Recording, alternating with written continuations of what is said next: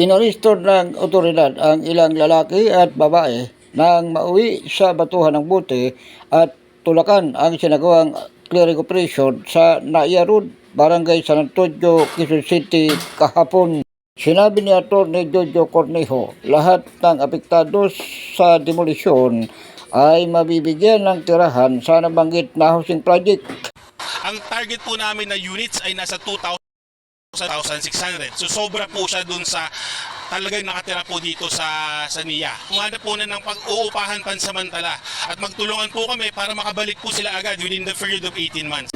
Ayon naman sa mga biktima ng demolisyon, nakalagay po doon, assistance galing po sa National Housing. Saan kami ngayong matutulog? Saan kami titira ngayon? At pangupahan. sa ngayon, ilan sa tinamaan ng demolisyon ay sa kalye muna nagpapalipas ng gabi.